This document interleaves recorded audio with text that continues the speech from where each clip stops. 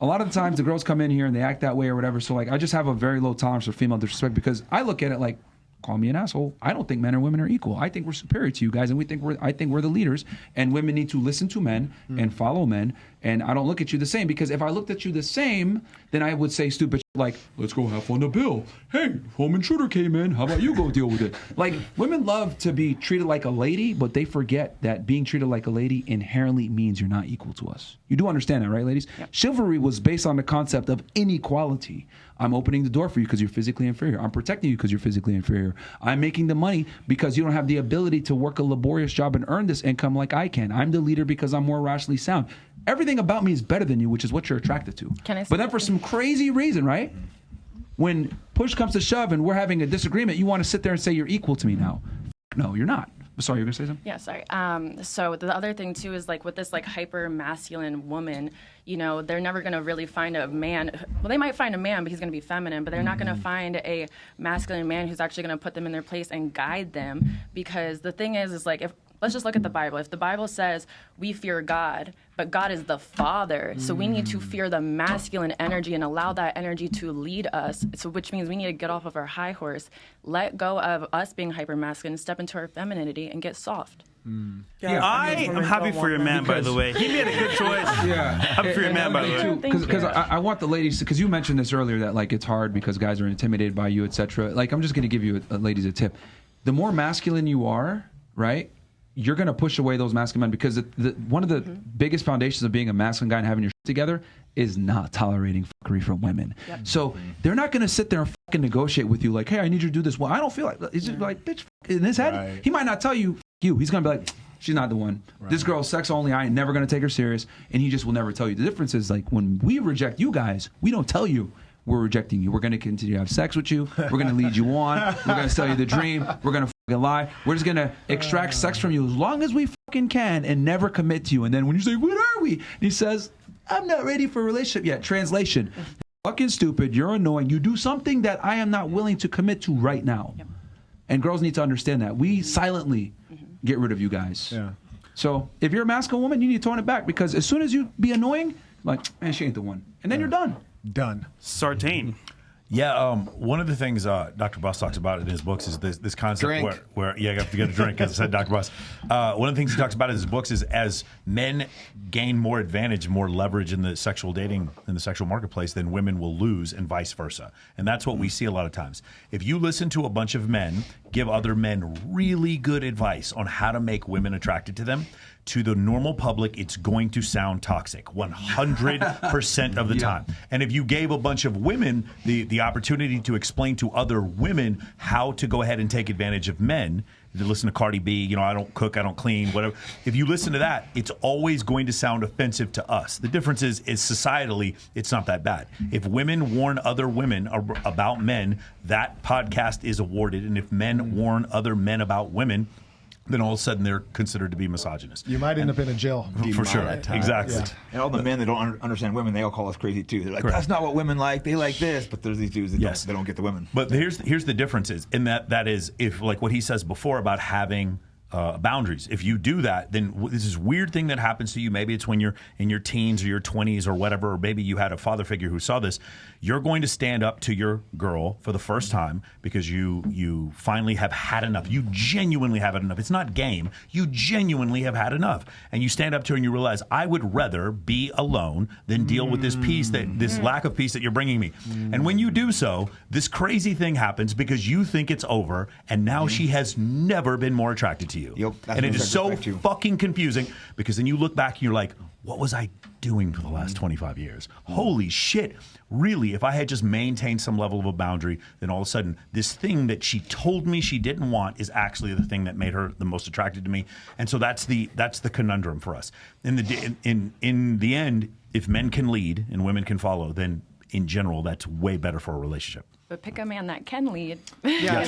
Can I piggyback off of that? Yeah, yes. Agreed. Yeah. I think a lot of women get really like super emotional about like throwing that narcissism word around, like, you're a narcissist, and you hate women. And it's like, I've never seen like you guys podcast. My daughter's dad watches you, but so I've heard it in the background, but I didn't really know. I just know what people say, but I was like, okay, I'm going to receive them as who they are today and what I see. And I don't, and some people even think the same about them, but I don't see women hater at all. I see, because I feel like the same way you hold women accountable, you are saying the same thing about simps too. You're not like saying all men are great. Yeah, you're not saying all men are great. You're saying like simps are things up too. Like men need to be men and women be women, and I respect that and I get that, and I think that's lost on a lot of women because we hear something and it feels like an attack, and it's like, no, they're saying fuck the simps too. So you want to know why? Get that. Because women are the real narcissists. Yeah. I'll explain to you. During the course of this conversation, we've stated many times, this is a general fact. This is an objective fact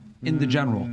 And most of the women internalized it, felt attacked. Like Danny, for example, you weren't even talking to her. I didn't even look at her. She internalized it. A couple of the girls, especially the girls that got kicked out, they internalized it, got angry, and then we're like, well, what the fuck, blah, blah, blah. Because what ends up happening, right? If I were to say here with the guys, most guys are fucking fat losers. Now, one guy's going to start an argument with me. They're going to say, yeah, you're fucking right. Hey, man, that's not cool, bro. Yeah, they're not going to say something stupid like women do, which is say, not all men are like that. Like, no, they understand objective reality, and in general, most guys are losers, and they're okay with that. But with women, if I make a criticism of females, they immediately attribute it to themselves, and then they respond as if I'm talking to them. That's a narcissistic trait, by the way.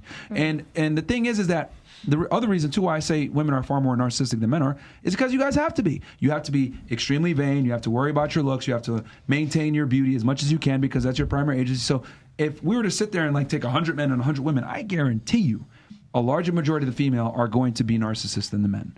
By far. Not even close. So whenever girls say, he's a narcissist, blah, blah, blah, I like, kind of laugh because I'm like, well, most women are narcissists. Yeah, like you're the narcissist. Yeah. You can't go outdoors without painting your face. Stop it. You'll risk your life to get bigger breasts or bigger butt. Like you'll risk dying for that. Like, come on. It's crazy because and it's the number one thing I notice when talking with women versus talking with men. We've interviewed almost 3,000 girls. The number one thing, biggest difference is when I say something objectively, women attribute it to themselves. When I say things objectively, men are able to look outside the box and be like, you're correct about that. I might not agree with it. I don't like it, but it is true. And they will not attribute it to themselves. That's the biggest difference when I communicate with them. You kind of tell on yourself when you pipe up and you're like, it's, Rollo Tomasi, the rational male. Gosh, so much to talk about. The rational male. I think one of the reasons why we have such a disconnect right now, especially Taylor, from what you were saying, we want guys to we want them to man up, but yet for the last really 60 some odd years, we've told them to man down. And we've just systematically demasculinized men at the same time we've like masculinized women. And one of I think the more insidious parts of that whole process is that we've turned women into the men that they want to marry in the first place. Well, how did we get to that point? When we talk about we want a worthy man, we like you're saying, we've got to get back to this traditional stuff. I don't think we go back to that. I think we go forward into something like that, but we don't go backwards to where we were before. And the reason for that is because when we're talking about an alpha female, there's no such thing as an alpha female. No such thing as an alpha female. Or girls, they call themselves that. I know. And I'm going to tell you why they call themselves that. Because they see what alpha men do, alpha males do, and that is a source of security for them that they have been systematically taught that they can't trust, and like men are just inherently untrustworthy. They are either Homer Simpson, Dr. Huxtable, whatever, that doofy dad, Homer Simpson, that doofy dad archetype. That's one choice you get. The other choice you get is borderline abuser, who is going to be an asshole that you cannot trust. You certainly can't trust Homer Simpson for your long-term security. You better not trust the son of a bitch who is a borderline abuser. And then we've got the new version, which is the Zoomer version, which is can't drive a stick. He's the incompetent one. He can't change a tire. He can't do jack shit without calling somebody in to come and do it because he doesn't have the competency to do that. Either he is uninterested in learning those skills or he's just simply incapable of learning those skills. So when you teach 4 generations of women that these are your fucking choices right here, well, what's the most logical deductive reason, like what's the course of action, right? Well, I need to be an alpha female. I need to be the man who can provide my long-term security because none of these motherfuckers can do it. And I'm the one that's going to have to do that. So whenever we see women talking about, like we heard it just on today's show, well, what if he leaves with this secretary? What if he falls off? What if he's not the guy that I want him to be after 6 years, 10 years, 8 years, whatever it is? What if, right? And the contingency for that what if is I got to get the bag. I got to get my education. I've got to join. It's a sick cycle. We just keep reinforcing it. I've got to start doing OnlyFans because that's how I get my money and that's how I'm going to achieve long-term security. How am I going to feed my babies? Because I can't trust this motherfucker. Even if you could, even if he's a billionaire. And you could, no, I don't know. There's just something that's not right about this guy, and he's not absolutely perfect. Is he the best I can do? And the answer is always going to be no. And so as a result of that, now we've got to get into college. Now we have to have Title IX. Now we have to have all of these special dispensation for women over the course of 4 or 5 generations, right? And so we get to 2024, and women are like, I'm an empowered woman. I got the bag. I'm an alpha female. But the problem is you've become the man that you wanted to marry in the first place. And so what happens is, and I've tried to explain this in like very stupid, simple terms to Dr. Phil when I was on Dr. Phil's show, right? And I said, men have become superfluous. Because the alpha female, the woman who doesn't trust men, she just got no use for any man whatsoever. They're nice to have around, but you don't actually need men. They want men. What are the men that they want? They want Justin Waller. They want fucking Jack Reacher. They want fucking Jason Momoa because that guy lays down the good dick. And that's really all they need, or they think that they need, because they're already in control of their own long-term security. Hey, man. Over the course of... What about me? Yeah. What about you? Yes. No, it's very true. I mean, myself, I've stopped subscribing, if you will, to the constant rhetoric of over and over again, men ain't shit. This, because I feel like it's... reflecting in my own universe versus trying to take off these glasses and look at the world through my own The toughest eyes. part for women is, can you trust a man? Can you give up enough? Can you give up your OnlyFans? Can you give up your Instagram? Can you stop advertising your sexuality? Even to the most minute degree. Can you stop doing yes. that? Will I? That's another question. Probably not, because you're like, but what if he falls off? What if he fucks his secretary? What if he finds a trophy wife? What if I get ugly and fat and he doesn't want to fuck me anymore? What if, and how are we going to send the kids to college if we don't do that kind of stuff? And so there's this need for long-term security for women, but that security is met by them. And then what happens? I'm so tired all the time. I have to do so much fucking work. I've got so much to do. Yeah, because you're trying to do the work of 2 people. Men and women are innate complements. We're better together than we are apart, but we've been taught to distrust one another because men cannot be trusted for long-term security.